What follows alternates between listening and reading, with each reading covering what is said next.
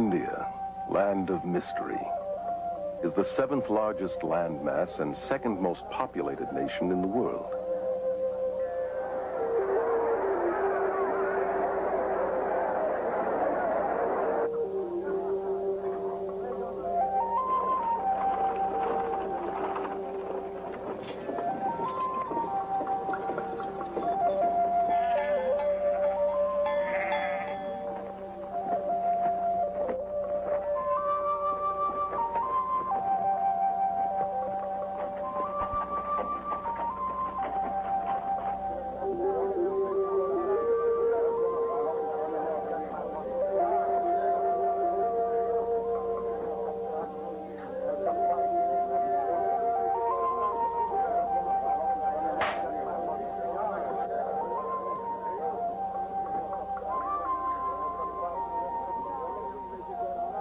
It is rich in resources and manpower, yet its people are among the poorest and most suffering on earth.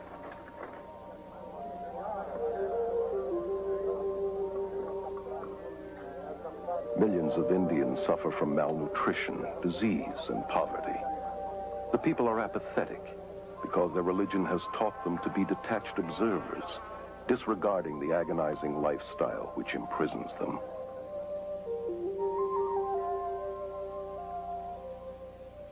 V.S. Naipaul, himself an Indian, describes India as a wounded civilization, paralyzed by her religious beliefs. This complex and contradictory religion, known as Hinduism, promotes the worship of enlightened god-men called gurus.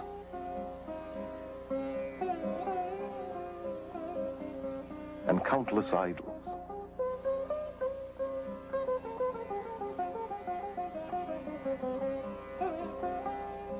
It deifies both nature and femaleness, and believes Mother Goddess to be the original deity. She is worshipped in many forms. As Mother India, venerated in the shape of her map. As Mother Earth, reverenced in the cow, whose urine is even seen as sacred. In Goddess Kali, the goddess of death and destruction, who demands to be pacified with blood sacrifices. And in Holy Mother Ganges, the largest river in India.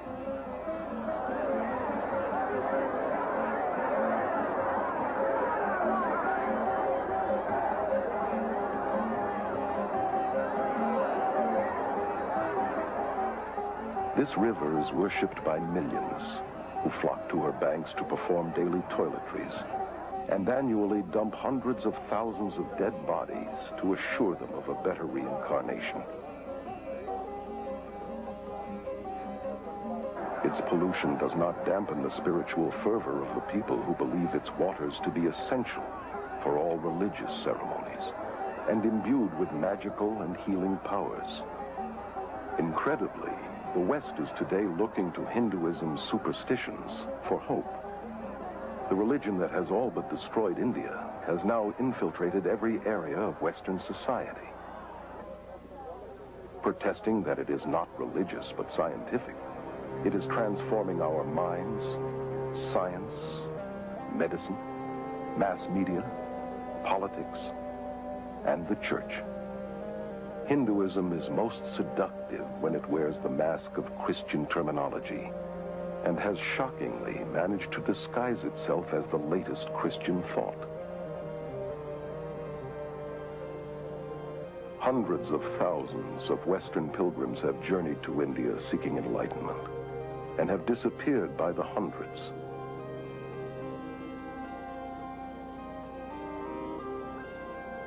All too often they are destroyed by the madness and perversion of the very gurus they have worshipped and looked to for salvation.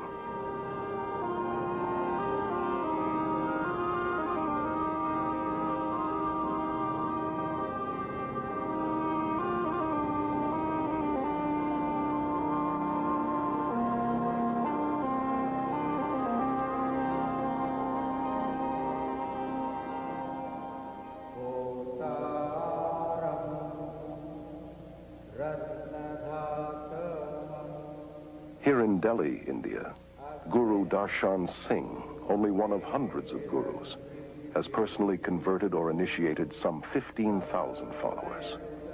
He explains that it is the job of the guru to groom his disciples into the shortest path to salvation.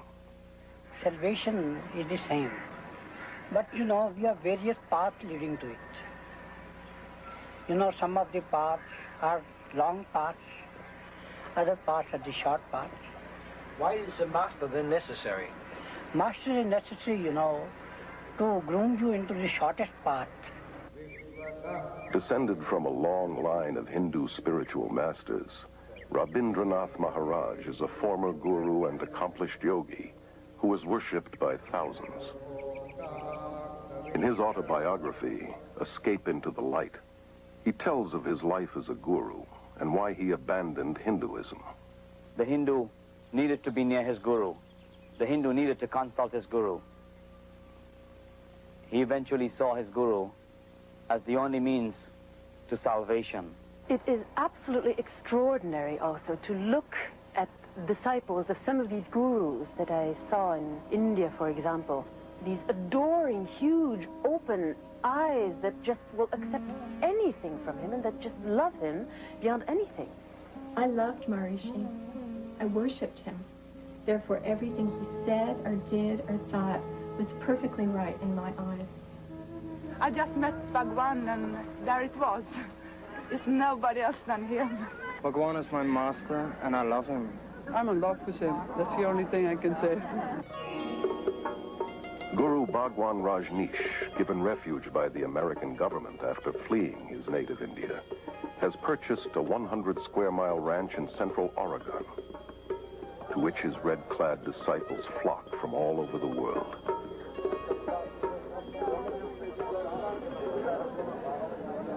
Whose astonishing title literally means highest spiritual teacher, Lord of the universe, Honorable Sir, and King.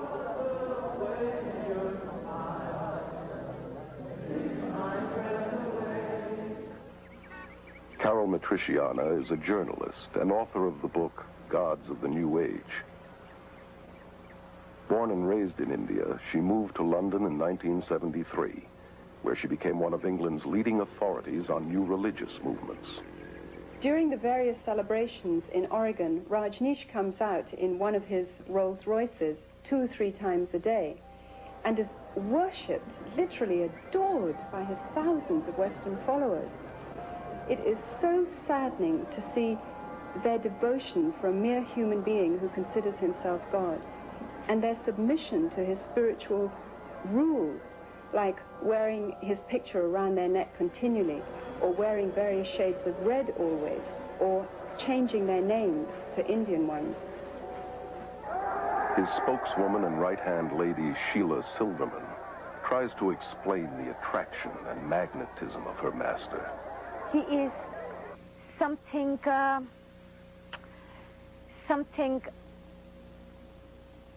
is so... I have no words.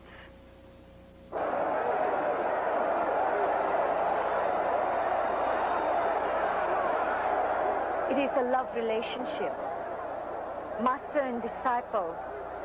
Something happens in your heart when you see a master. Bhagwan's my master.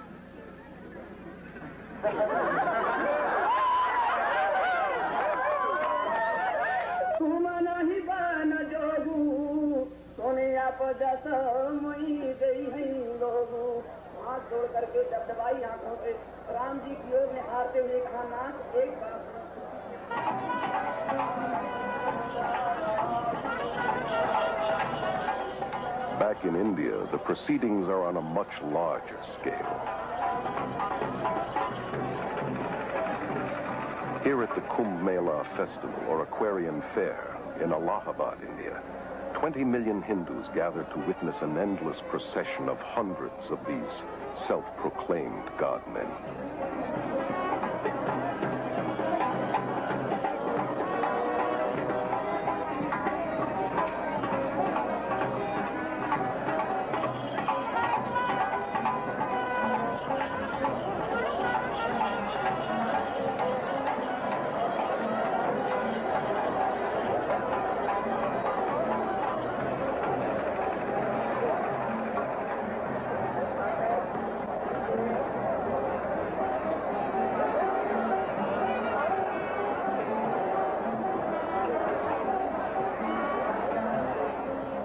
Even the dirt beneath these gurus' feet is an aid to the disciple in his quest for salvation.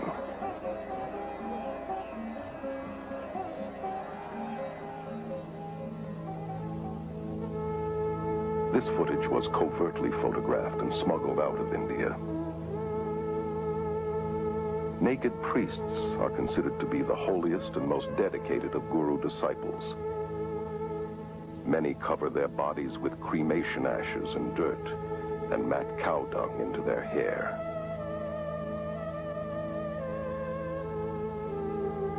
Some are armed and are dependent upon extremely potent drug concoctions. They have surrendered everything, families, possessions, and even their minds, becoming literally insane out of devotion to their guru. Well, Guru is our best friend, philosopher, and guide, and he shows the way to God. So, we in our India acknowledge him as a divine power, just equivalent to God. If anyone could be near the beloved Master and witness the love, the compassion, the humility, the grace, the generosity, no one in his right mind would not know that this is a walking, talking, living God on earth. In all scriptures, you will find that the Master is the God-incarnated power working on earth. You people that interviewed this gentleman today, I don't think you knew who you interviewed, but you interviewed God. For the Hindu, the Guru is all-important. The Guru is his Lord, his Master, his Savior, even greater than God. Yes, Guru is greater than God. The Guru concept represents within Hinduism the personal dimension which God represents within Christianity.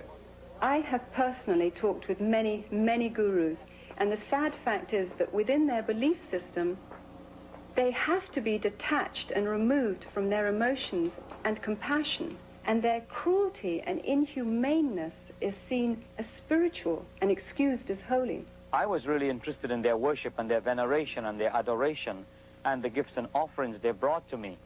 But I was certainly not interested in their problems and their difficulties and hardships and pains. The Guru followers believe that he returns this incredible love that they feel towards him. But in reality, he feeds off their emotions to maintain his own ego. So many people come here because they too are in love with Bhagwan. They too are seeking the wisdom, the love that Bhagwan has to offer. He has so much love, and he gives his love to everybody, and it helps us to find our love in ourselves. The followers of Jim Jones, leader of the People's Temple, were convinced that their relationship was built on love. And nearly 1,000 of his devoted disciples committed suicide at his command. It was their final gift of total surrender to the leader they loved. Their lives cut short by a madman claiming to be God, the reincarnation of Jesus Christ. Guru Sai Baba is one of India's most powerful men with millions of Indian disciples and a growing Western following. He says of himself, "I am God. My power is divine and has no limit. There is no force, natural or supernatural, that can stop me or my mission." Today, hundreds of these professing God men are invading the West.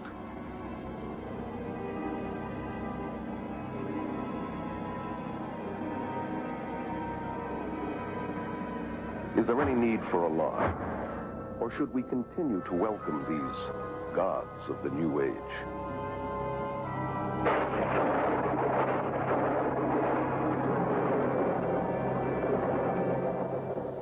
Prabhu Guptara, born and raised in India, is currently a journalist and media commentator in London. Gurus are going to the West because of two reasons. First, of course, they want to convert people. They want them to become followers of their own religion, in some cases themselves. And secondly, because they feel they have something to offer. What these gurus have to offer is a family, a community to belong to, which they don't have.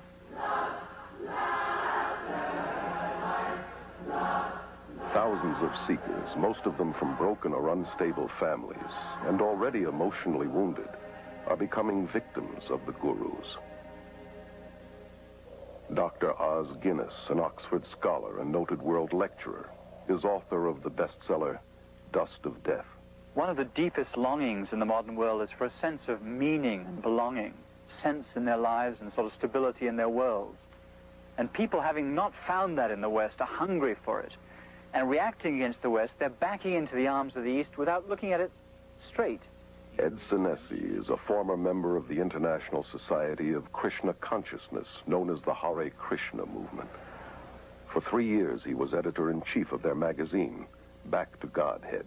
The attitude toward the family in the Hare Krishna movement is very unfortunate. The family is seen more or less as a necessary evil. Eckhart Floater, a successful German journalist, became a devoted disciple of Rajneesh in 1979 and spent several months with him in India. Rajneesh clearly says that the family, that marriage, that all these traditional family bonds are rotten. The only relationship that counts is between his disciples and him.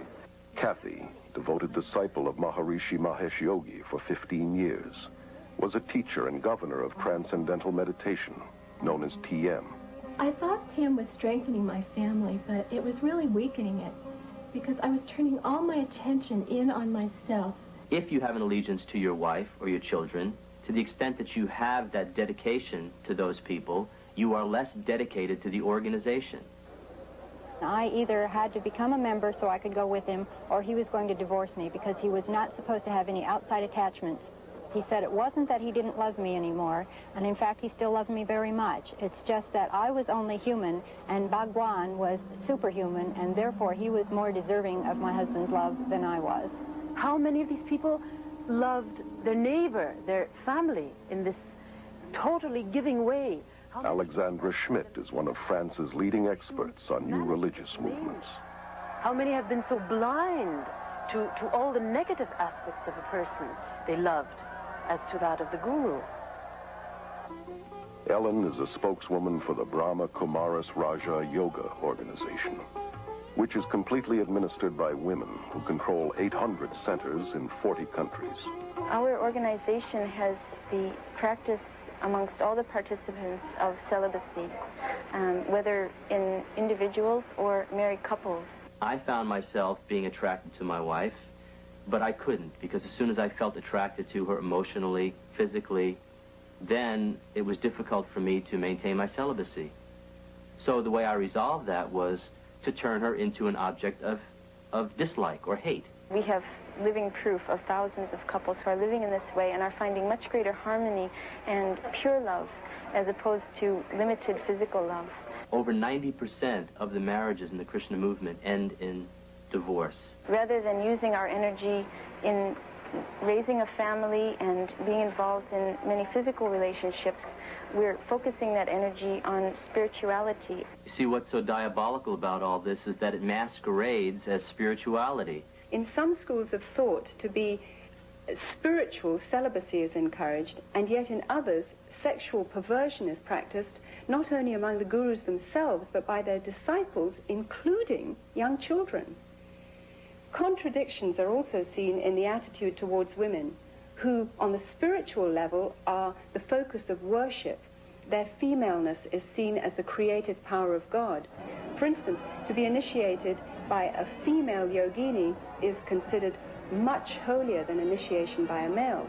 And yet, on a day-to-day level, women are considered lower than men and treated as less than human. Dr. Johannes Ågaard is a professor at Aarhus University in Denmark. He is considered to be one of Europe's leading experts on Hinduism and its worldwide missionary movement. It's fair to say that according to Hindu doctrine, there's no salvation for women. Meaning that if women are to be saved, they have to qualify by serving the males in this life in order that they may be born as males in the next life. I had a conversation with a group of Hare Krishna female missionaries. Their leader argued, without the slightest irony, that the most foolish male is always more intelligent than the most intelligent female. In the religious communities in India, which are known as ashrams, there is absolutely no place for children.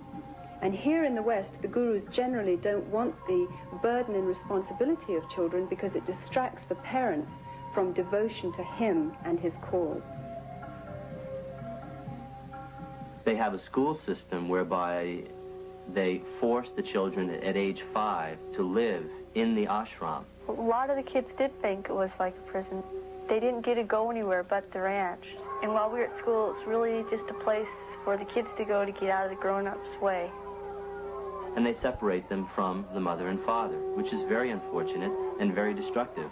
Well, the kids would want to see their mom and dad, you know, just to be with them as a family. The kids wouldn't even know where their parents were, and they'd have to go look for them.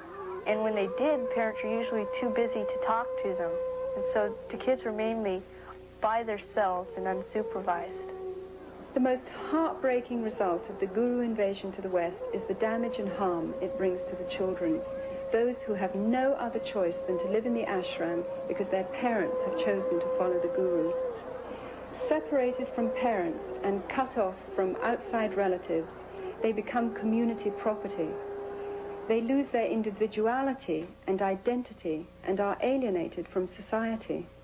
Pastor Friedrich Hack has written over 30 books on various cults and is Germany's leading expert on new religious movements. Children brought up in a cult are only educated to follow the commands of their leaders. They never experienced freedom. They never experienced a responsible life where they could have their own choice, where they could follow their will. I've had these children taken them to parks, and they've seen normal people, and they'd recoil in fear from them because they don't look like devotees. The men don't have shaven heads or robes. I didn't want to leave the ranch. I'd rather stay there because I was scared of the people outside of it. Because, I don't know, you just got a feeling down there, so you were worked into staying there. Now, why would an organization want to disrupt families like that? My own understanding in the cult dynamic is that it's a principle of control, divide and conquer.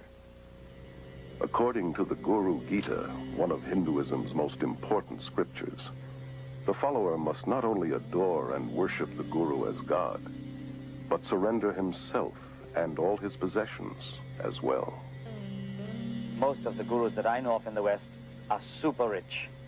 Gurus are more interested in white disciples than in Indian disciples, largely because they get more money from the whites. Rob, former transcendental meditator for 13 years, was a TM governor and in charge of teacher training at Maharishi International University. The TM movement is very wealthy. They have land holdings all over the world. They have beautiful hotels in Switzerland. They have university campuses in the Midwest. They have academies on the East Coast, the West Coast. Here he was getting served on silver plates 6 times a day, sleeping on a very soft bed, riding around in a Mercedes. But supposedly he was so renounced that he wasn't attached to these things, so that gave him a right to enjoy them. Maharishi made a statement that says, when the money comes to me, he says it's transcendental. Money is our last priority.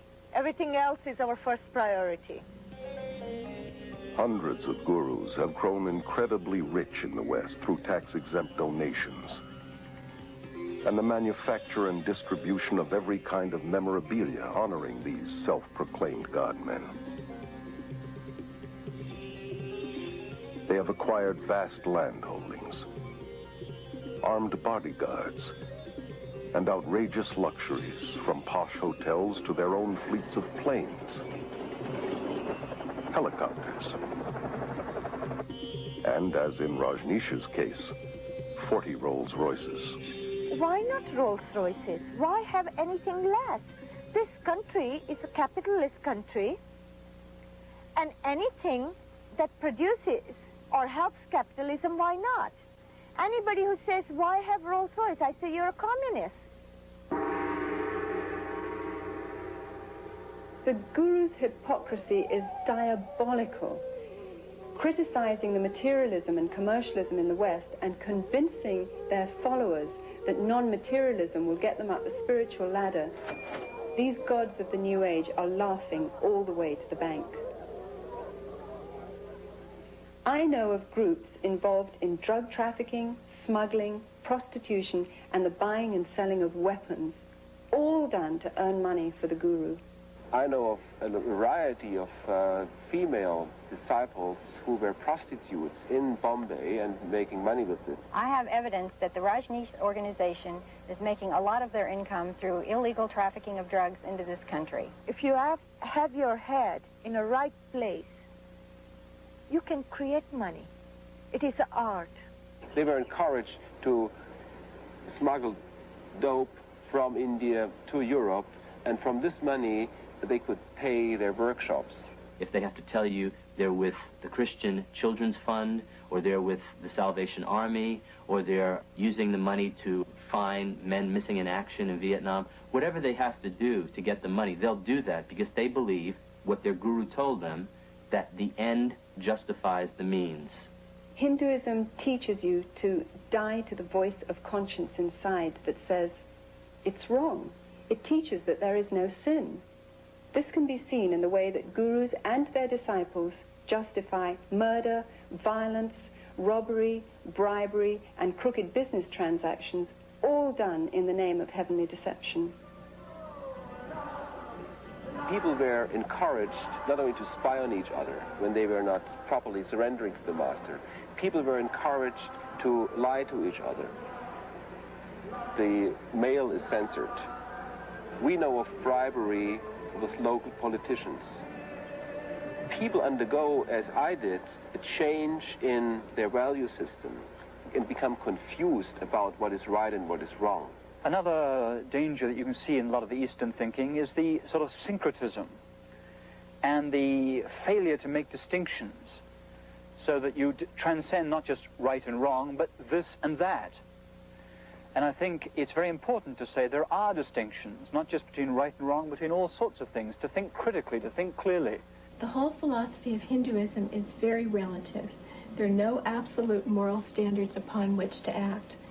Your feeling of right or wrong would change according to your level of consciousness. You can become so completely under the power of this particular person that you refuse to think, or if you like, you're unable to think. You can lose the power to take decisions of any sort, no matter how trifling, in any area of your life. Sally Belfridge, former resident of Rajneesh's religious community in India, wrote of her disillusionment in her book, Flowers of Emptiness. I felt more and more kind of drawn into this emptiness of his. It's impossible to describe. It's more than charisma. Charisma doesn't do it justice at all. It's more than an aura. I really believe that he knew something I didn't, that he was on a plane that I was not.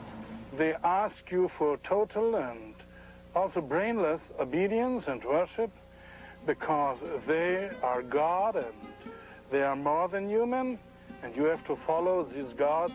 You are not asked to deal with your brain and to ask questions. I discover with amazement and dismay the readiness of people to submit. So many people in the world feel that they've got to fling themselves headlong and believe and give up their autonomy. People love to give up this heavy freedom that we have to carry with all the decisions and the effort it implies. Freedom in the East is freedom from individuality. So it's a detached freedom that has no high place of man. And a lot of the Eastern way of thinking is like a sort of mist that folds in, or it's been described as an embrace that smothers any differences. I found that I lost my identity somehow. He had no identity. He was a sort of conduit to the infinite. And I was somehow at the receiving end of something very strange and extraordinary. It is part of the world of illusion, and the goal is to withdraw and detach yourself from it. So there's no high view of, say, social action or compassion or an outraged concern to see justice in this world. On the contrary, if you do things like that, very often you're just tinkering with a person's karma. They believe that when a person suffers, that is what he's due as a result of the law of karma, because you've done something very sinful in this lifetime or in a past lifetime. So there's very little compassion. One just was taught to ignore all of the dreadful, I mean, the intolerable poverty and suffering of India. There were beggars clustering around the gates of the ashram day and night. children starving, living in little huts, surrounding what was supposed to be a religious community. The contradiction was disgusting to me, but most of the sannyasins failed to notice it. It appeared not to bother them in the least.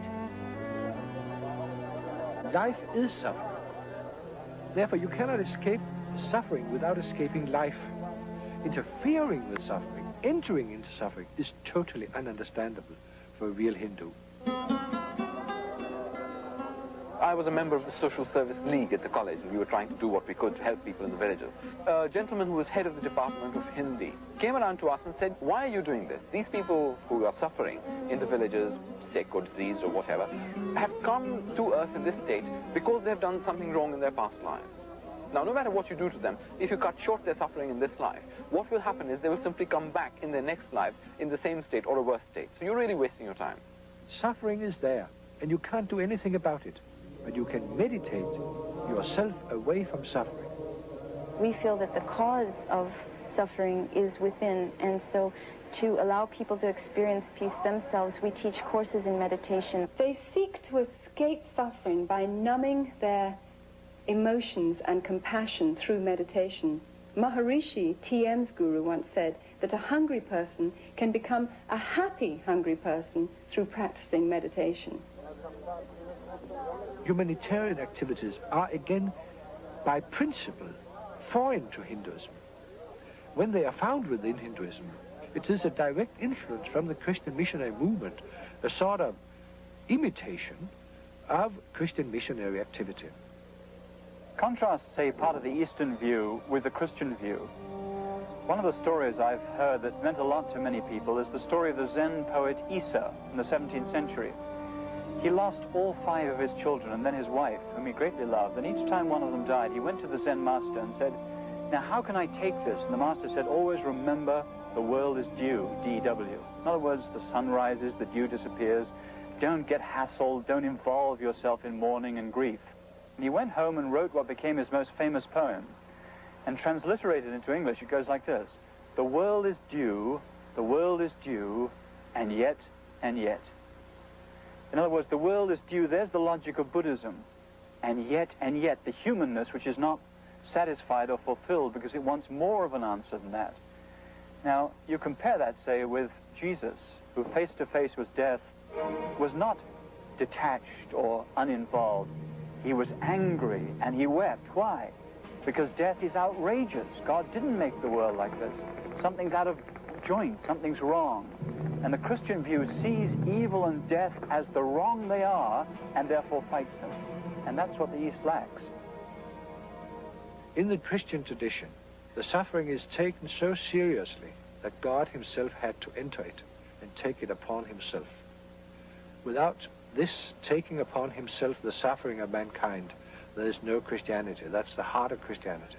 Although the Hindu tries to convince himself that suffering is only in his mind, an illusion as he calls it, Maya, at the same time he believes that he has to suffer again and again by forever being forced to return to this world through reincarnation. There is no escape from this endless wheel of samsara, life and death, because in Hinduism, unlike Christianity, there is no forgiveness, because there is no sin. Therefore, sadly, also, there is no hope. All the gurus that I know of in the Western world teach reincarnation, a doctrine very central to Hinduism. Reincarnation is all about dying and coming back to this world in one form or the other. Hare Krishna people believe in transmigration of the soul, as they prefer to call it, traveling from body to body to body. These physical bodies don't last forever, even though the soul does. So in the same way that a driver needs to change cars, in the same way we need to change from one body to another. Gandhi called reincarnation a burden too great to bear. Yet it is being eagerly embraced in the West in diluted form, as part of a patent blend of Hinduism and Zen Buddhism, camouflaged with psychological terminology.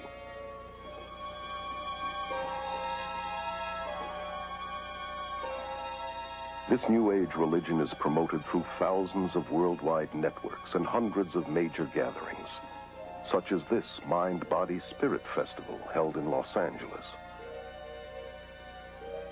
It is a westernized version of India's Kumbh Mela and promotes many of the same gurus and practices, from astrology and palmistry to psychic readings, healings,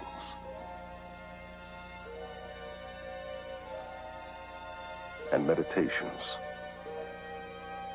The festival, now international, was started in London in 1977 by Graham Wilson. He explains the New Age interpretation of reincarnation as an upward evolution to a higher species of mankind.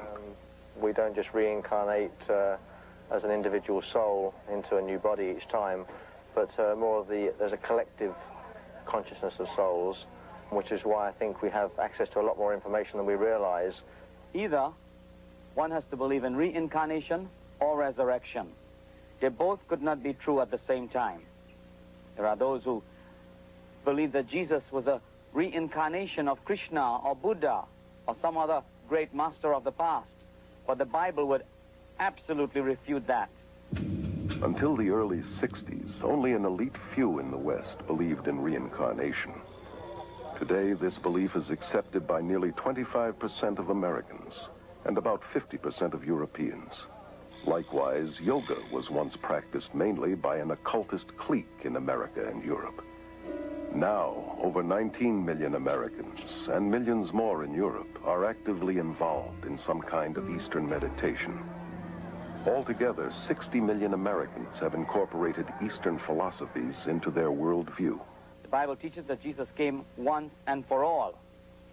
When he died, he did not reincarnate, he resurrected. It is appointed unto all men to die once, and after death comes the judgment of God. I noticed that in the Western world, reincarnation has become something of a fad. However, in India and in Asia as a whole, reincarnation is certainly not a fad. It is a form of punishment. This circle of life and death, dying and living, is a horrible understanding. It is understood as a horrible concept within Hinduism, because the only aim of the Hindu religiosity at its core is to get out of this circle, to escape this endless living and dying. And the means to get out of this circle of suffering is yoga. Yoga goes all the way back to the Hindu god Shiva, who is called Yogeshvara, meaning Lord of Yoga. You find yoga being taught in several of the major Hindu scriptures. Krishna, one of the many Hindu gods, was an advocate of yoga. Yoga is also mentioned in the Gita as the main means to attaining salvation. The word means basically to yoke, union. The goal of the Hindu is to be yoked with Brahman. Brahman is the Hindu concept of God, the all or the absolute. Yoga, in its many westernized forms, is also at the heart of the New Age movement that has adopted Hinduism's basic beliefs and goals. In spite of the seeming variety and hundreds of competitive schools of yoga, all forms come out of India and lead into the occult, though most Westerners are not aware of this. Yoga techniques include breathing exercises, or prana, positions called asanas, dissolving the mind, known as laya, psychic powers called siddhis, repetitious chanting, named mantra, and deliberately cultivating black magic, known as tantra. In my extensive travels in India, I have encountered a number of Westerners who have got into Hinduism and begun following Hindu gurus as a result of a very simple initiation into a yoga class.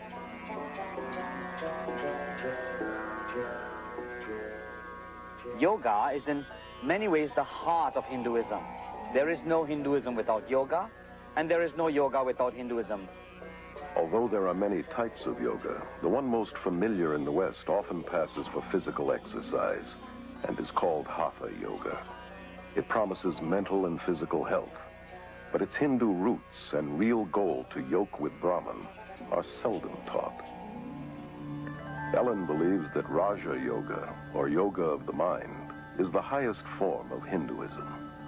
The Brahma Kumari's Raj Yoga is a form of meditation where the soul begins to understand itself clearly and has a connection with the Supreme Being. Raj means royal and yoga means union, so the link with the Supreme Being. And through this yoga, I become the ruler over my own self, over my mind and my life. Johanna Michelson, former yoga teacher and assistant to a psychic surgeon, tells of her experiences in the occult in her autobiography, The Beautiful Side of Evil. Another word for mantra is charm, or to cast a spell, if you will. And in mantra yoga, a word or a phrase or the name of a demon god is repeated over and over and over again to bring the individual to a vibration level that will attract that which is being chanted for, to bring about the desired effect. It's exactly what the white witches and magicians, so-called, use in the casting of their spells. We were always told, no, it's just a meaningless sound. Had nothing to do with Hindu gods. But every time a person would sit down, they'd be invoking a Hindu god by thinking that mantra over and over again, be stronger in their life. Om Namo Narayana, Om Namo Narayana, Om Namo Narayana. It's just one of them.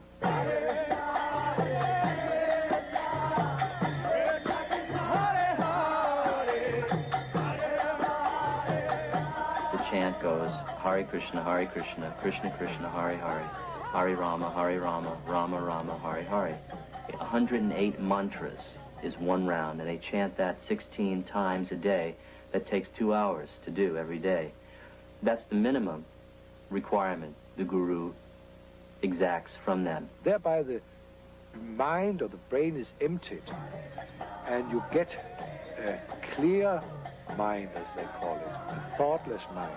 It's sometimes referred to as a hypnotizing or brainwash technique, because whenever you're having a problem or running into some confrontation, you retreat to the security of the chanting instead of thinking a problem through. George Harrison of the Beatles made mantra yoga acceptable to the world through his song My Sweet Lord, where he incorporated the chant to a Hindu god, Hare Krishna, simultaneously with the biblical shout of praise, Hallelujah.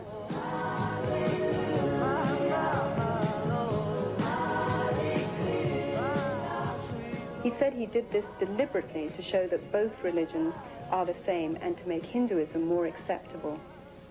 To pretend that all religions are the same is dishonest, as is the merger of various religious techniques. For instance, more and more Christians use the name Jesus much like a mantra. They claim that it's a tool to get them into the presence of God. Jesus said that repetitious prayer is not acceptable to God. Maharishi Mahesh Yogi, originator of TM, claims to have put Eastern meditation on the mystical map. With over 3 million followers, TM is the largest guru movement ever to invade the West. The Beatles' much publicized visit to Maharishi's community in India in the 60s convinced their millions of fans that TM, the so-called scientific yoga, was an even more powerful way to bliss consciousness than drugs. What makes TM unique and different from any other practice that's going on today is that it offers enlightenment very quickly.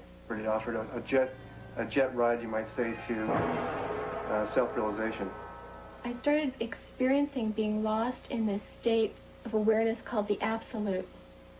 In essence, Maharishi taught that we all come from that nothingness, and that is the source of all our consciousness, of all of our thinking and everything we do. Maharishi's primary thrust is the marketing of his Siddhi Yoga, which is designed to develop psychic powers such as levitation. These courses, like most guru programs, cost thousands of dollars. Rob was able to finance his advanced training through government student loans, totaling $6,000. During these sessions, it's a very strange environment. People speak in tongues, they yell and they scream, they talk in foreign languages. It's like a madhouse, and it's real crazy. Everyone bouncing around on foam pads, flying up in the air. Rajneesh is one of India's most controversial gurus, largely because of his endorsement of shocking sexual practices as a prerequisite for salvation.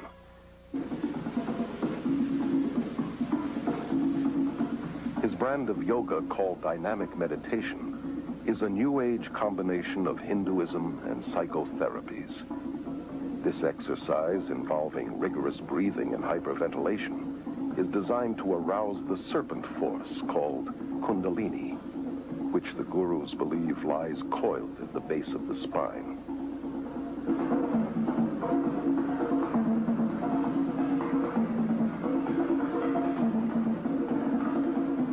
I did dynamic meditation every day. We also called it Kundalini meditation. It starts off with a cathartic breathing, and the reason for it is just to move your energy and to get you out of your head and into your body, and you just breathe.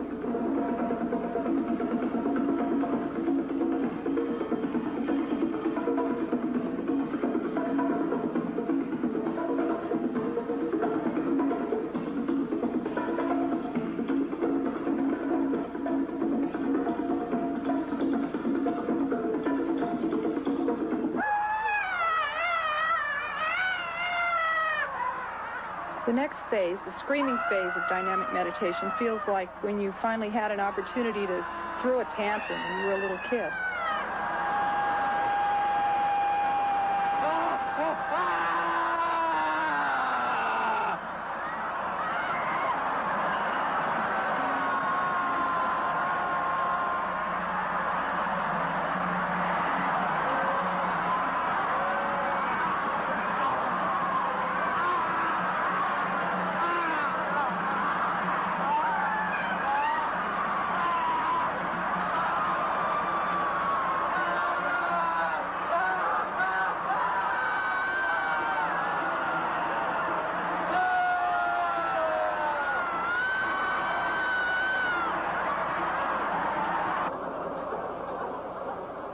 By the time you get to the third phase of jumping up and down and yelling "who," you're hardly there at all.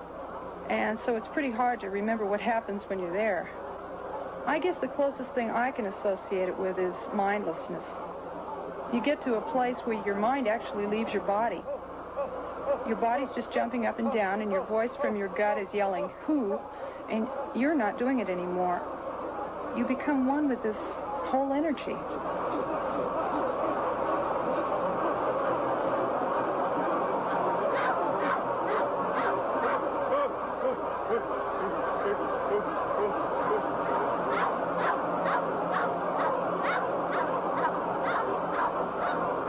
The next phase in dynamic is the quiet space. Someone yells "stop," and you've just been doing 30 minutes of intense catharsis. And what happens after being in such incredibly intense movement for so long is just a feeling of peacefulness and stillness. My mind actually stops, and I feel a oneness with the whole universe. There have been glowing reports published giving credit to the gurus and their pseudo-psychological techniques, but neglecting to mention the thousands of cases of emotional and mental breakdowns, insanity, suicide, beatings, murder, rapes going on in guru centers, various guru centers worldwide. It is alarming to realize these dangerous techniques for enlightenment are being incorporated in psychotherapies, self-help seminars, and are even being accepted in mainstream Protestant and Catholic churches and seminaries.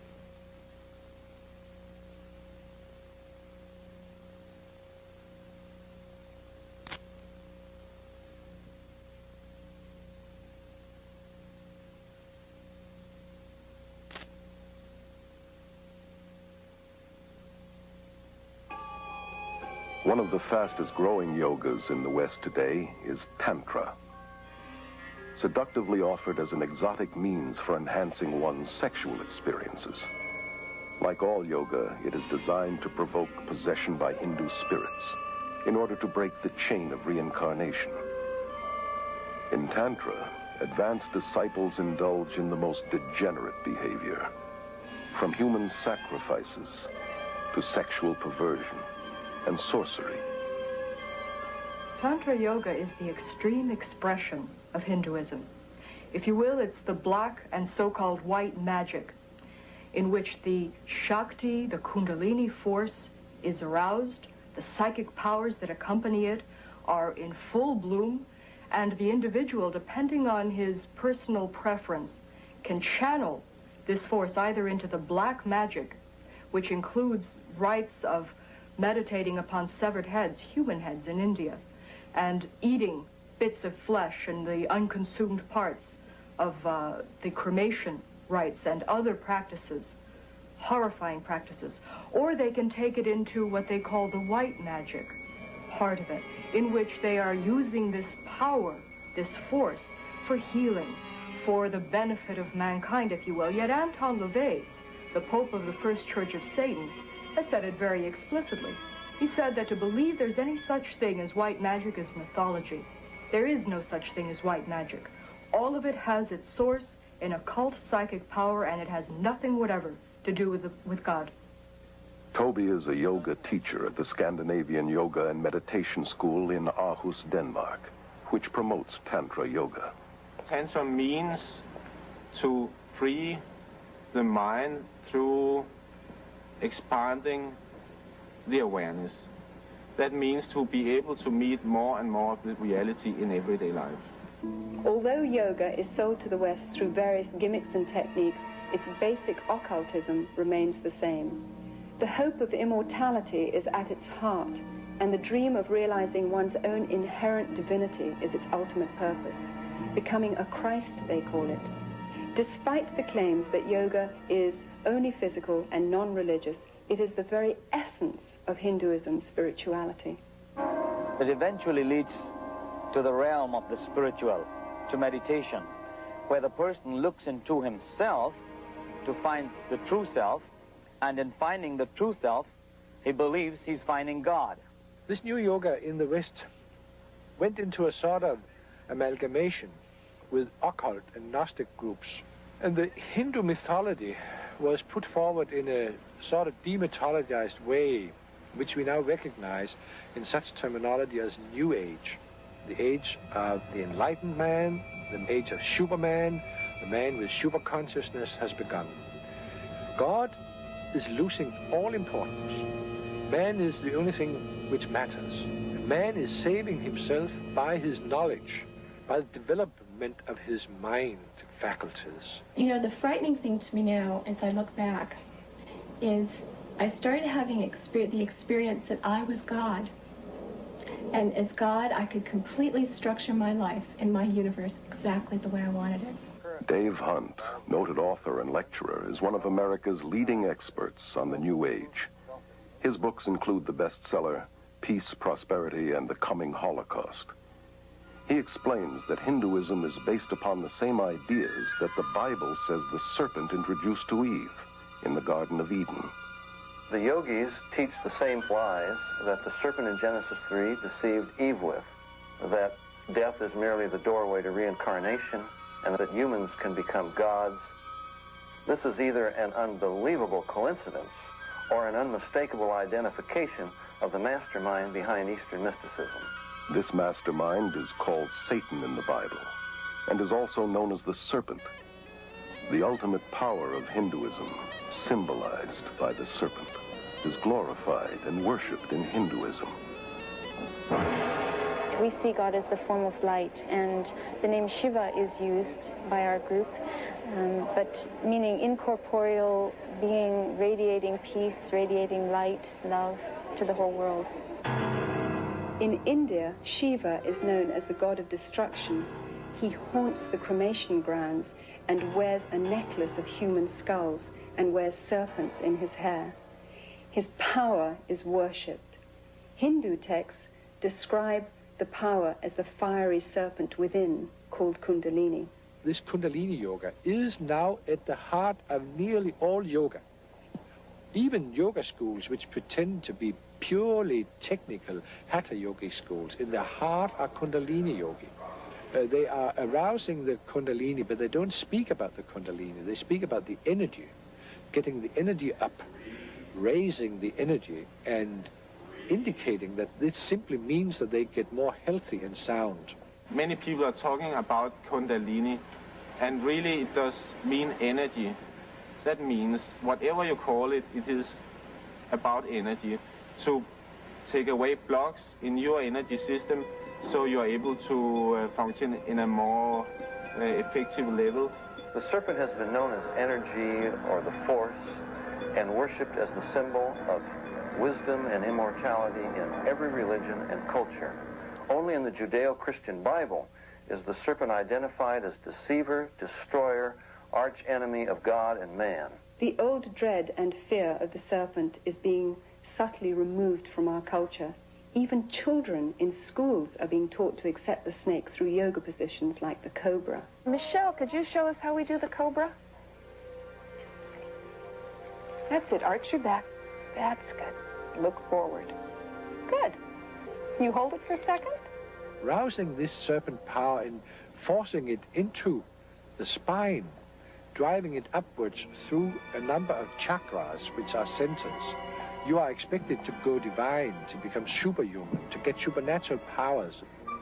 The breathing exercises are designed to teach you to absorb the prana, the energy life force in the cosmos, to channel it into the chakras, the psychic channels, thus awakening the Shakti force, the Kundalini force, and bringing about those psychic powers, which are such an integral and prevalent part in yoga. So very slowly, let's breathe in through our nose. Very slowly. Breathe in. Breathe out. There are many dangers in the breathing techniques. Even the writers and the proponents of these exercises are quick to warn that not only do these things trigger emotional and mental diseases, which have been known to place people even in insane asylums for the rest of their lives, but they also recognize that these exercises can open your soul and your mind and your entire being to a takeover by demonic forces. The followers of the gurus themselves have been forced to form an emergency spiritual network of 4,500 MDs and psychiatrists to treat those who are freaking out on Eastern mysticism. But the real yoga means gradually cut the relationship between your soul and the bodily world. You stop your life processes. You stop your thinking. No thoughts are allowed in the mind. Many people don't realize this, but it's terribly dangerous to go into a meditative state in which the mind is simply left blank, and that ultimately is the purpose of the meditations in yoga. It's like opening the door to a room. Whatever comes through, you have no control over. It is simply not true that yoga teaches you to breathe in the best possible way. Yoga teaches you to reduce the breathing down to a minimum and finally to stop it. You also have to stop all the movements of the body, all the movements of the muscles, the nerves, and bring your body to a complete standstill. In fact, there are some of the hatha yogic exercises which can be used as a sort of gymnastics. But fundamentally, it isn't gymnastics. It's in the same way as serving in the army has certain healthy aspects and perspectives. You get stronger, you get more vigorous, but the aim of the army is certainly not health care. The aim of it is to learn how to kill. The same with yoga. The aim of yoga is to learn how to kill yourself off, to get rid of life and death. I thought I was being strengthened, but what I was really doing is flipping into an altered state of consciousness, a form of self-hypnosis, which is very weakening to the mind and to the body. But this weakness made me afraid to give it up. The biggest danger I found in practicing transcendental meditation was the dependency on the technique itself. It's kind of like drugs. A drug addict doesn't want to give up his drugs, and because the experience is so pleasing, and he feels his life will crumble around him if he doesn't have it. It is, in fact, a sort of psychotic withdrawal. Being afraid of contact with the external world, you create your totally alternative inner world. I thought I'd have the experience of like leaving Shangri-La and all of a sudden turning old and weak and disintegrating. I was afraid that I would lose my clarity and my energy. But little did I know that when I did give it up, I gained all these things that I never had when I meditated.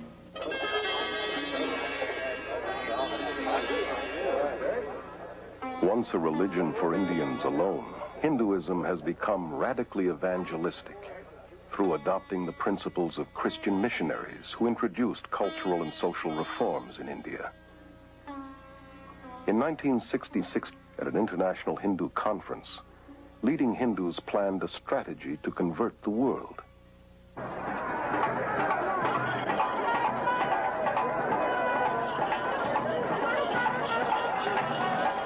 The gurus were chosen as the first crusaders. And their tens of millions of converts are now the first Western Hindus.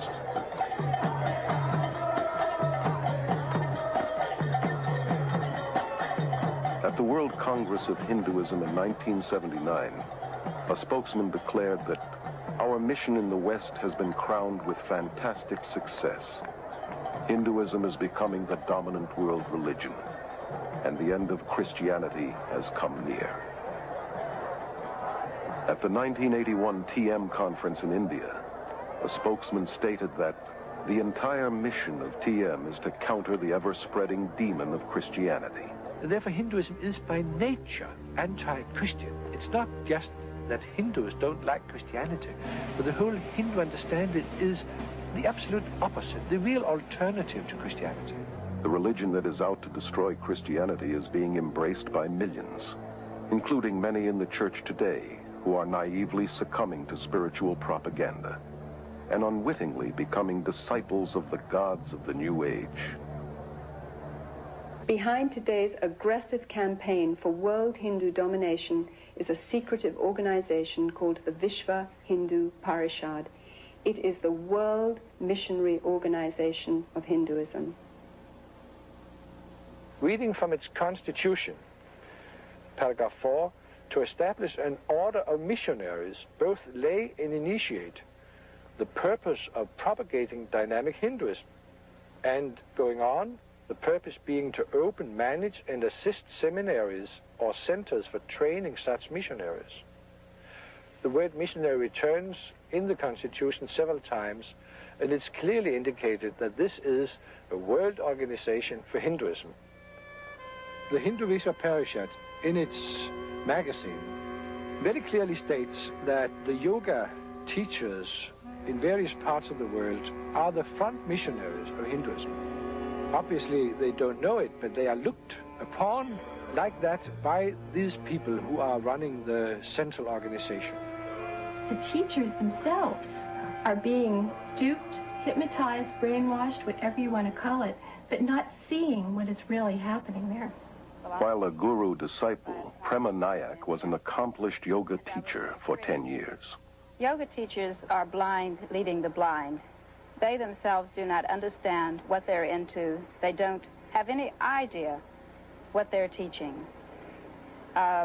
This is really being used to reach the souls of students and innocent people in this country and other countries who come for an exercise class.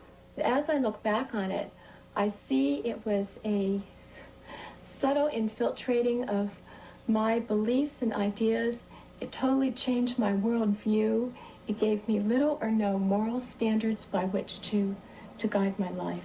I was becoming a Hindu, and it was a very big deception. The Vishva Hindu Parishad's plot to convert the world to Hinduism has created thousands of New Age worldwide networks with tens of millions of converts, all working for a new one-world government. Through the repackaging of yoga, the Western mind is being systematically conditioned to accept a neo-pagan worldview. Combined with New Age thinking, it claims to offer more integrity, selflessness, goodwill, freedom, and says it is the very alternative to Christianity's narrow way. Yoga is really part of our society now. It's being sold everywhere as technique for relaxation, for becoming unstressed, brighter, more beautiful. The self-centered world of glamour promotes yoga, meditation, and visualization techniques as a means to a healthier and more beautiful body, mind, and spirit.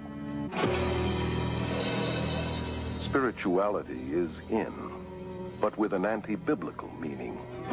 Even relaxation has become a spiritual quest for one's so-called full potential through holistic massage, isolation tanks, and hundreds of other New Age techniques. Most of the 2,000 YMCAs across America offer yoga classes. And nearly 2/3 of all universities and colleges make yoga available as part of the curriculum. Many of the people practicing yoga that I have met say to me that they only practice it because of the physical benefits. Any Hindu would tell you, however, that there is no yoga that is purely physical. One of the first things I learned in my teacher's training class was that I must talk to the students about the philosophy behind yoga, that this was just as important as the exercises. I will count. Relaxation at the end of yoga class is really hypnosis, where each part of the body is relaxed. So while they were in this state, I read to them about the Hindu philosophy or something from one of my guru's books, so they got it whether they wanted it or not.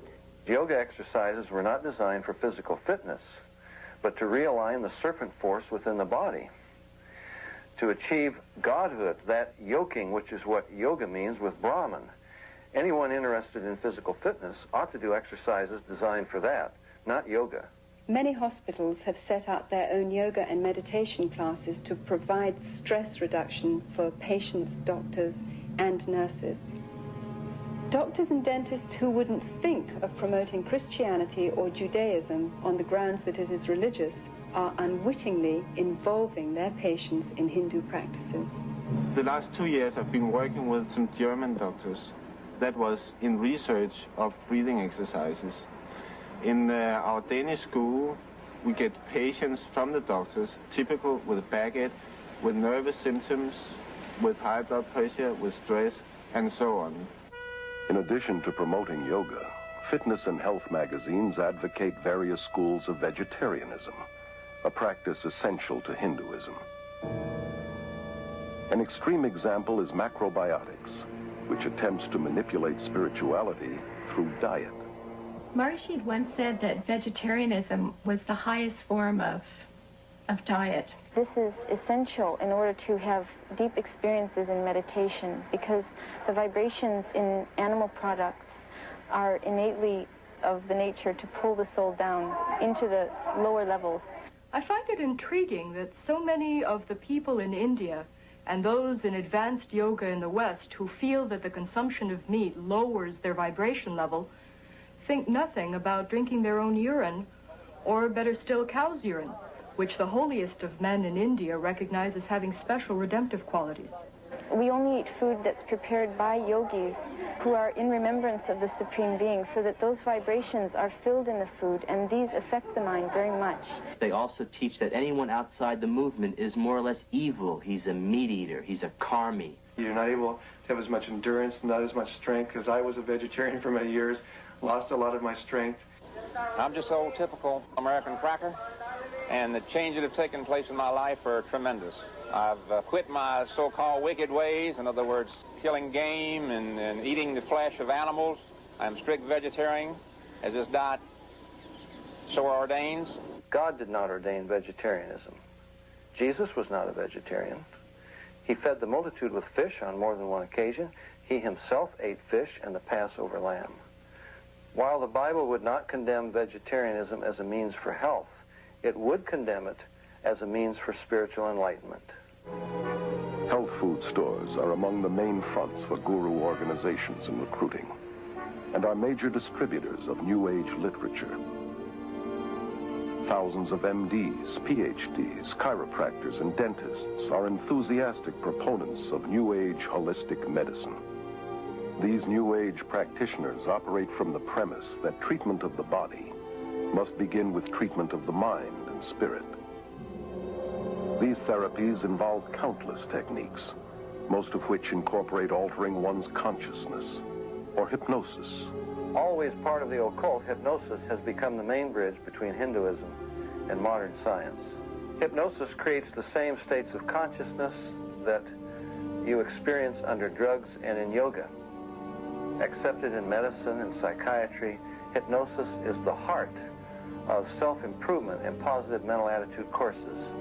And hundreds of misinformed Christian psychologists use hypnosis in their daily counseling. Even in the church today, faith in God is being replaced by faith in our faith, in our positive thinking, in the idea that somehow if I can make myself believe that something will happen, then it really will. This is a counterfeit of the true faith. Many believe that hypnosis is okay if used by qualified counselors. Somehow used by the right people makes it scientific and not occultic. So Christians naively use it, as do many of the new consciousness movements like EST, Scientology, mind dynamics, silver mind control, and alpha brainwave training. In pursuit of Freudian myths, psychiatrists use hypnosis to regress patients back into their childhood and into the womb where they relive the traumas of their birth, despite the scientific fact that the prenatal, natal, and early postnatal brain is not sufficiently developed to carry memories. I did indeed experience my original birth thought, but I felt it wasn't enough. I went back and I experienced my thought during my conception, and then I went back from there to a previous lifetime to experience why I had structured my conception the way I did. I mean, it's never ending. You can just keep going. Moreover, they take them right back into prior lives where they come out with factual recountings of lives they've lived all over this earth. Obviously, the memory is not coming from the brain. It's coming from a deceptive source. The field of medicine is embracing numerous New Age beliefs that cannot be explained scientifically, such as acupuncture, which claims to manipulate the Kundalini force with needles, and biofeedback, which uses a monitoring device to train a person to control ordinarily involuntary functions, such as blood pressure. The Menninger Clinic's documentary on biofeedback calls it the yoga of the West. Elmer and Alice Green, pioneer biofeedback researchers, admit that it creates the same state of consciousness and results as yoga. This electronic yoga has now been introduced by psychologists into the world of sports, including the Olympics. Businessmen are coming to yoga today because they want to be relaxed in the middle of their day. They want to train their ability to concentrate. Self-help therapies are a motivational tool used by hundreds of competitive businesses across America. Weekend success and positive mental attitude seminars and mail-order subliminal persuasion cassettes promise to improve personal and business performance through a blend of humanistic psychology and Eastern mysticism. One such course, called New Age Thinking for Developing Your Full Potential, has changed thousands of lives for such prestigious clients as the IRS, CIA, U.S. Army, Navy, and Air Force, NASA, General Motors, IBM, Xerox, Rockwell International, Bell Telephone System, Bank of America, and scores of police and fire departments.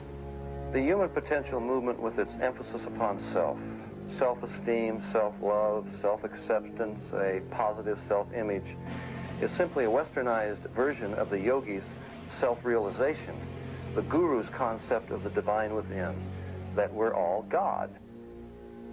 Rolling Thunder, the Shoshone Indian medicine man, has said, scientists will eventually discover what pagans have always known. That's exactly what's happening through the invasion of Eastern mysticism into the West. Many leading scientists have enthusiastically embraced Eastern mysticism in recent years. Hinduism, which claims to be the oldest religion, is being deceptively packaged as the new science. And a lot of the East is very seductively packaged. It's put over very carefully so that they don't stress the religious side, they'll put the scientific. They don't stress the spiritual side, they'll put the physical fitness or whatever. The yoga we teach has nothing to do with religion. It is scientific methods in the way that you do something and then you get result. Maharishi found out that in the United States that people would not buy the religion package. So offered the scientific package, started getting scientists involved, started to do experiments on meditators such as the breath rate, the brainwave patterns, etc. And when they found out that the metabolic rates lowered during meditation, they found they could present it scientifically and people would buy it better that way. Even as teachers, we were taught the puja ceremony. We were bowing down to Hindu gods, and yet we didn't really feel we were teaching a religion. I think that's extremely deceptive and dishonest, because the deeper you get into it, for instance, as people are initiated and so on, what they're taught is the pujas and the basic words and the rituals that are Hindu worship. Of course, many Englishmen and Americans don't realize what the words mean, but if they just asked what the Sanskrit meant, they'd realize that's fundamentally religious, and the whole thing is basically, in that sense, dishonest. Children practice it. It is used for teaching languages. It is used for the businessmen, for all levels of society. It's taught in the schools. In schools across the Western world, from kindergarten through university, Hindu occultism is being openly taught in spite of the otherwise enforced separation between church and state. Guru Thakkar Singh was invited to speak at a high school in Southern California. Kurt, a student there, became so overwhelmed that he actually moved to India, where he is now a devoted follower of Thakkar. It's only half an hour talk and 20 minutes meditation. And the experience I had while there was like nothing I'd ever experienced before. And just the air, the energy in the chapel where he was speaking was just electrified with feelings of love and just a peace, a hushed quiet that was just bewildering to me. It seems outrageous that in public schools across America, where Christian prayer has been outlawed, yoga, Eastern meditation, and visualization techniques, which are simply forms of Hindu prayer, are not only allowed, they're being actively promoted. Here in some of the schools in the West, in the PE classes, after having started with the physical aspects of yoga, the teacher eventually has the kids chanting words like Om, Rama, or Krishna, names of the gods. Starting right down from the teacher to the student, we learned that the yoga could really help the kids reduce tension and center themselves. Many teachers are now being encouraged to develop a mass consciousness among the students. Let's relax. We're going to very slowly lift our hands up. Children are taught to let go of their critical faculties and center in on their intuitive feelings and experiences. Just really, really relax. Imagine that you're on top of a really soft and fluffy cloud, and you're just really relaxed, comfortable. Just see that blue sky in your mind. One of the ways that the consciousness of the masses can most powerfully be influenced is through the mass media, which is increasingly being used for promoting Indian consciousness.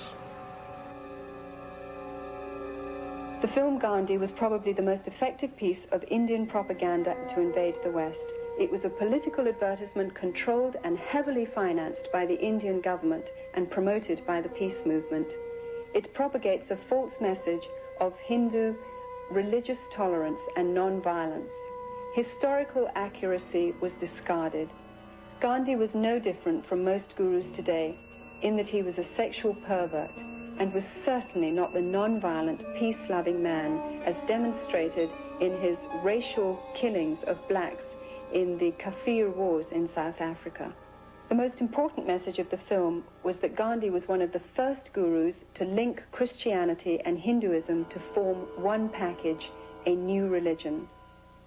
I consider him to be one of the fathers of the New Age movement. So many of the most popular films today, like Close Encounters, Poltergeist, E.T., Return of the Jedi, Star Wars, are all based upon Hinduism. For example, the Force has a dark and a light side. That's black magic and white magic. The doorway into the occult is an altered state of consciousness. This is the way that Obi-Wan initiates Luke into the Force. He has him working a laser sword. He says, Luke, your problem is you're trying to think. He puts a visor over his face so he can't see, and he says, Luke, you got to tune it out and let the Force take over. That's an altered state of consciousness. In The Empire Strikes Back, Yoda is a yogi. He's got Luke standing on his head going through various contortions to develop the mind power to raise his spaceship out of the swamp. And when Luke can't do it, Yoda does. And Luke looks on and says, I don't believe it. And Yoda says, that's your problem. In other words, it's all in the mind. If you would only believe, it would happen. And when Luke goes into the cave to confront Darth Vader, Yoda says, don't take your laser sword, Luke. You don't need it. All you need is within you. That's the divine within. And when he cuts off Darth Vader's head and it rolls to the ground and he opens the visor and sees his own head, that's the most powerful presentation of Eastern mysticism you could ask for. The Beatles sang it, I am you and you are me and he is she and all is one.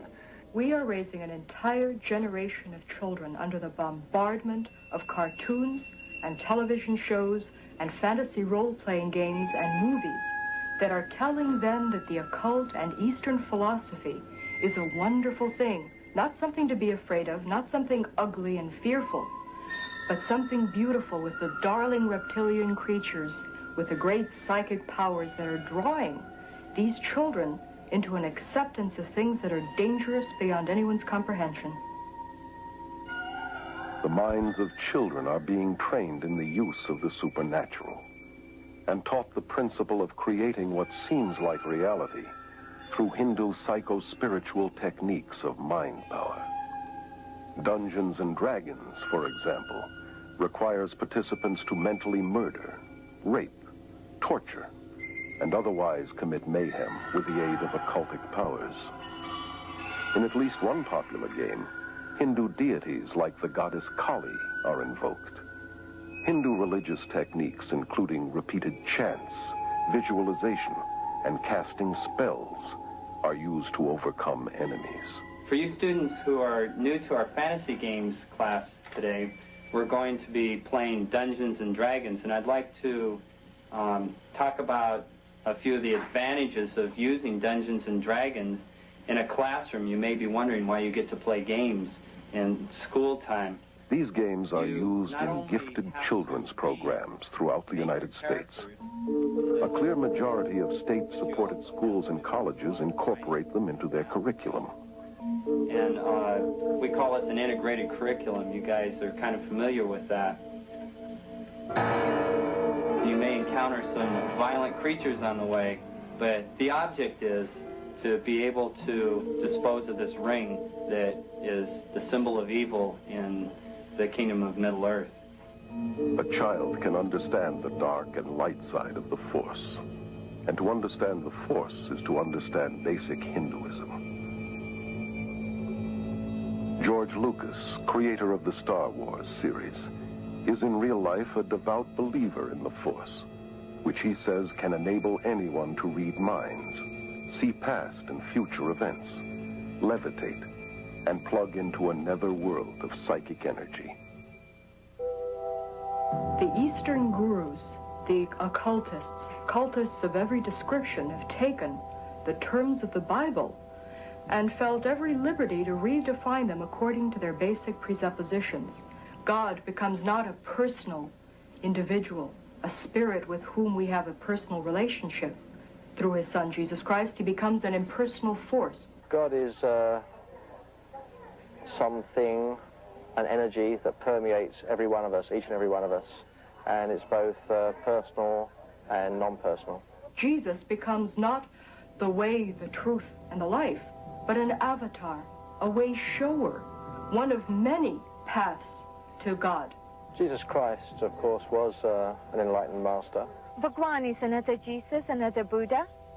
Jesus Christ was a great master, like our master is today. The Word made flesh, as the Bible puts it. Jesus himself warned us that in the last days many would come claiming to be Christ and Messiah. Our landscape today is literally crawling with individuals claiming to be Christ, and the Eastern gurus are right on the top of the list. There are two things the gurus have done. On the one hand, they've used Eastern-type words that are floating about in the West, words like energy, vibrations, and so on. And they've also used words, phrases, ideas from the Bible, from the teachings of Jesus, misused them, twisted them around to draw people to themselves, to suggest that the things that Jesus was talking about are actually the things they are talking about, when actually it's not so at all.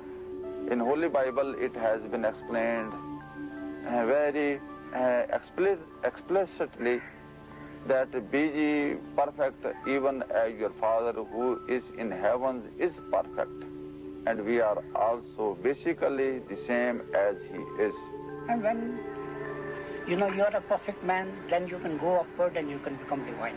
Each human being is naturally peaceful, naturally pure, naturally good, and the quality of evil is our unnatural state. So in meditation, we're practicing that, focusing on the original, pure, divine self, which is our true state. If humans are inherently good, then why do they lie, cheat, steal, make war? Whatever good there is within us, apparently, isn't enough to keep us from doing evil. Therefore, to seek salvation from within is to seek it from the wrong source. We're not separated from our higher self. We're separated from God by sin. Ernst Winter has a PhD in international law. He was a diplomat in the Austrian Foreign Service for 10 years, and from 1968 through 78 was a director with the United Nations. My greatest concern really is the growing interest and dedication and application of Eastern mystical thought and practices within traditional Christian groups and churches. There's a vacuum, there's a longing. They want to be filled with, quote, religious experience. Today's New Age teachings falsely claim that Hindu spiritual experiences are compatible with Christianity. And the incredible thing is that so many Christian leaders, through their books, magazines, sermons, radio and TV programs, encourage millions of Christians to seek Christianized Hindu experiences. Many people who are in the Christian church have come to us and have had deeper experiences of spirituality and of God as a result of this meditation. As a society, we've become geared to basing our beliefs on our experiences. If our experience and our feelings tell us that something is valid and genuine and good, then we automatically assume that that is the measure of absolute truth. No distinction is made whether this is a spiritual experience coming from God the Father or from the ruler of this world. The appreciation of Satan or the devil or demons has diminished enormously because rationality says there cannot be a Satan, cannot be demons. These are psychological phenomena, maybe even have to be treated by a psychiatrist. Opening, therefore, to spiritual experiences one's soul opens many people to the occult. The Jesus who came to me in times of deep meditation gave me visions and experiences that were beautiful beyond description. I was convinced that because I was witnessing miracles of healing, because these things are so filled with love, they must be good and from God. And yet one day it occurred to me that I had no objective, absolute truth against which to test my experiences, that my feelings, my emotions, perhaps were open and subject to some form of subtle manipulation which I didn't understand. At that point, I decided to look into the Old and New Testament. I knew that I'd fallen then for the Jesus of the counterfeits. Trying to develop spirituality based on feelings, ecstasy, or experiences is like building a house on sand. Our relationship with God should be built on a solid foundation of biblical knowledge. Now, I believe that we are challenged to test the Spirit, that we should read Scripture, that we should study the Bible, and that we should not value experiences higher than the Word of God. Biblical meditation is thinking deeply on the person and work of God and Christ, concentrating on and knowing His Word. Most Catholic monasteries and most Protestant Bible schools have introduced one system of meditation or another, and they are based upon the practices of yoga.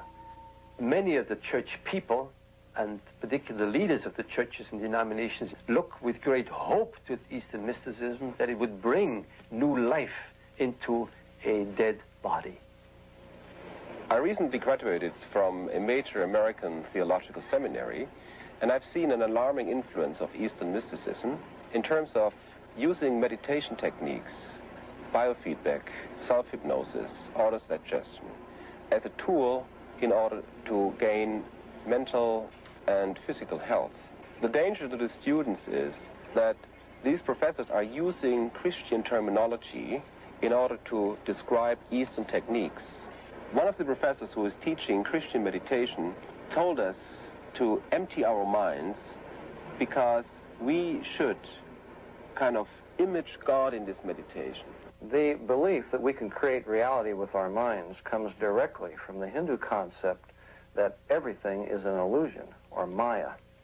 This is the new delusion in transpersonal psychology, and it's rampant even in the evangelical church today, where it's becoming increasingly popular to believe that we enhance worship by visualizing an image of God or of Jesus, that we create the answer to our prayers by visualizing what we're praying for. Creating a visual image of Jesus or God in our minds is no less idolatrous than if we made the same image out of wood or stone. Forcing God to participate in a situation or honor a desire that I have visualized in my imagination is simply a devious way of attempting to manipulate him into doing what I want without admitting it. While infiltrating the Christian church, Eastern mysticism is also powerfully influencing world politics. Under the umbrella of the United Nations, countless New Age groups spread their philosophies worldwide. Many UN leaders, UN agencies, and the World Council of Churches with its deep UN ties promote New Age beliefs and practices. The UN has its own meditation room and resident guru, Sri Chinmoy. Even the United States Pentagon has meditation rooms. A graduate of Harvard School of Divinity, Leland Stewart, directs the Unity and Diversity Council, a powerful New Age promotional network that originated with a 1965 directive of the United Nations General Assembly. Unity and Diversity Council is a worldwide coordinating body of what we call it individuals, organizations, and networks looking toward a time in which there will be one single organized energy of networking throughout the planet. Under Stewart's leadership in 1982, this group linked arms with Graham Wilson's Mind, Body, Spirit festivals, forming a vast army dedicated to the merger of all religions into one, under a world leader. I am very interested in the harmony of all religions. It's not just to give birth to another religion, but rather to produce, let's call it, a universal religious outlook through which there can be a new connecting of all cultures and all religions, all races. In this growing consciousness of sharing godliness and looking for a leader to lead everyone into this new heaven, the UN plays a very important role inasmuch as it is a support system. Any group that meets to discuss these matters would be very eager and very careful to have UN sponsorship. Our organization has been represented in the United Nations. We have an office there, and this has been going on for approximately 5 years. We've been involved in all the sessions that are going on in the UN. We've been able to watch and participate, offering meditations and presentations. How is this possible? I think it became possible by the thought and actions of one man in the UN, Robert Mueller, who was continuously emphasizing that the UN has to be a support system to this conditioning of man, to this sharing desire, to this looking for a one world government, for one world leader, and playing down, and I believe myself correctly, that the UN is not that world government, that is a conditioning device, that it is an aid, a support system. It gives prestige to otherwise completely outlandish groups.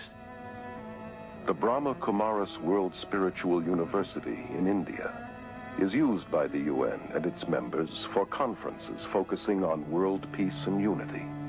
Delegates from all over the world, VIPs, are attending to express their ideas and to experience peace in a very real way themselves. This experience will enable them also to draw up new laws for universal peace. This will be endorsed by heads of state and submitted as a practical form for the United Nations. Many evenings, the UN building is even used for lectures, talks, meditations, enlightenments on how to make one better world.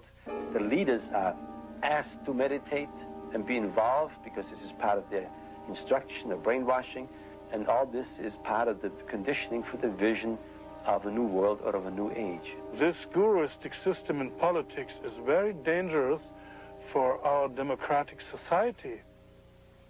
It will at least bring a loss of freedom, a loss of security, and a big danger for all mankind. So I believe guruism is preparing the world for some political fascism too. Actually, we're being prepared for this surrender to an authority in a way that perhaps we don't realize. We are going through right now a strange bathing in Eastern concepts of consciousness, states of consciousness, bliss, reincarnation, energies, vibrations, all of these words that have become very commonplace, really, in the Western languages, are also modifying our mind. They are changing our way of thinking. And this changed way of thinking puts us into a mental state, if you'd like, and prepares our intellectual functionings for this surrender. More than ever before, the human race seems willing to surrender spiritually and emotionally to a charismatic leader who can offer peace and prosperity to a world trembling on the brink of ecological and social collapse, international financial chaos, and a nuclear holocaust. Well-known New Ager Benjamin Creme claims to be the coming world leader's advanced public relations man. In 1982, full-page advertisements around the world announced the coming of Creme's New Age Christ, which gave fresh hope to millions. At this press conference in Los Angeles, he described how this Christ would make himself known. It is a truism today to say that we are at the dawn of a new age, the age of Aquarius. And it is important to remember that all of the great religions await the coming of a teacher. The Christians await the return of the Christ. The Muslims await the Imam Mahdi. At the same time, the Buddhists await the coming of another Buddha. The Hindus await the return of Krishna, and the Jews, as always, await the coming of the Messiah. I'm speaking today about the return of such a teacher.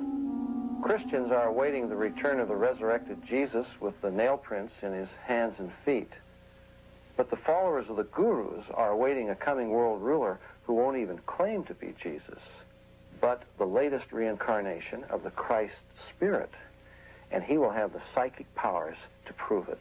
Simultaneously, throughout the world will take place hundreds of thousands of spontaneous healings and cures, which will reinforce, if that were even necessary, the fact that it is the Christ himself. The day of declaration will be the outstanding event of this or any other century. On that day, the radio and the television networks of the world will be linked together. We shall see this extraordinary face on our television screens.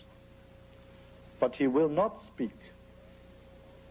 His words will drop silently into our minds in our own language. This is the significance of the altered state of consciousness reached in yoga and other forms of Eastern meditation. A Nobel Prize winner has described the brain as, quote, a machine that a ghost can operate, unquote. What that means is, in an altered state of consciousness, the connection between my spirit that normally operates my brain and my brain is loosened, and that allows another spirit being to interpose itself, begin to tick off the neurons in the brain, create an entire universe of illusion, astral travel, give psychic powers. In this way, the world is being prepared for some ultimate delusion. He will indeed inaugurate a great new world religion, and at the very most sacred core of that New World religion will be the process which is called the esoteric initiations, which take us out of the strictly human kingdom into the kingdom of God.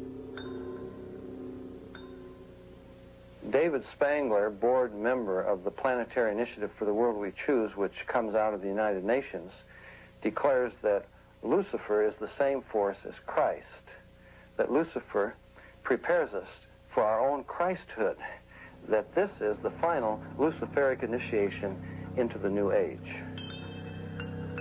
Benjamin Krem's Christ may not be the world teacher and ruler of world peace as he forecasted, but without question the stage is being set today for what the Bible calls the apostasy, or man's abandonment of God.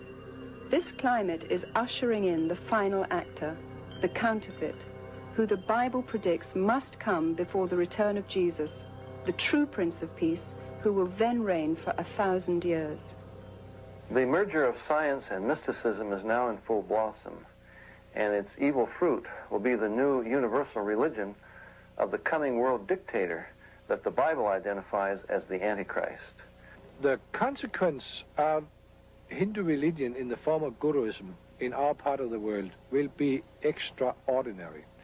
Everything will be changed, not just our religiosity, but also our concept of man, our democracy, our tradition of humanitarianism and caring for one another, our social systems. All that will become meaningless because it's all based on the Christian presuppositions, which will then eventually be lost. We'll get a man-centered, individualistic, egocentric sort of religiosity, where salvation means escape from the world, everything which binds us to other human beings, everything which makes us caring and loving creatures. Today's revival of paganism and Hindu practices, which form the heart of the New Age movement, was ironically the same kind of foundation that prepared the way for Hitler's rise to power. The Germany of the 20s and 30s was in social and economic despair and looked for a leader who would free them from the Great Depression. The man with a promise of hope was Adolf Hitler, who claimed he was ordained of God to usher in 1,000 years of peace and prosperity. His hypnotic powers manipulated an entire nation to surrender its collective mind to him. Obsessed with the occult, Hitler drew many of his bizarre ideas from Hinduism. Within Guruism, it's therefore not surprising that we find very positive sentences, very positive stances in relation to Nazism. A number of the gurus have praised Hitler for what he has done, included his killing of 6 million Jews.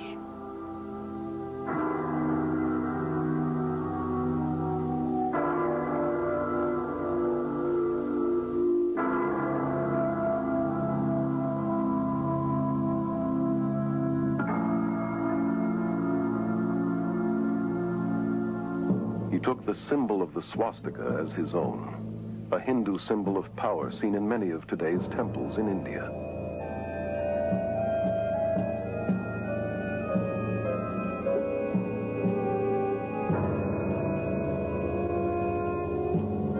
Millions of Germans who submitted to Hitler as though he were God died for him and his cause, much like the followers of Jim Jones.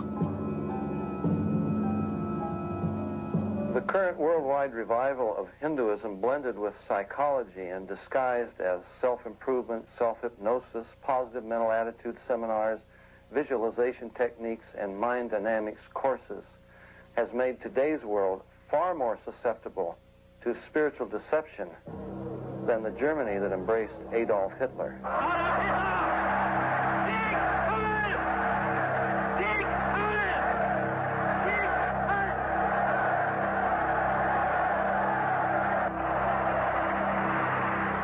Today, a desperate world is looking for another spiritual leader. Has the human race learned nothing from its own mistakes?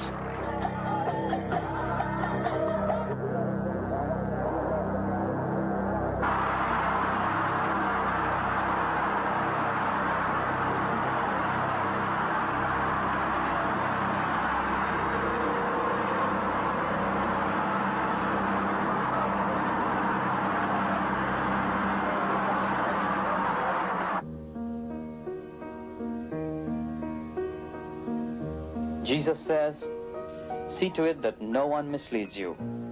For many will come in my name, saying, 'I am the Christ,' 'Behold, here is the Christ,' or 'There he is.' Do not believe them. For false Christs and false prophets will arise and will show great signs and wonders, so as to mislead, if possible, even the elect. Let no one deceive you.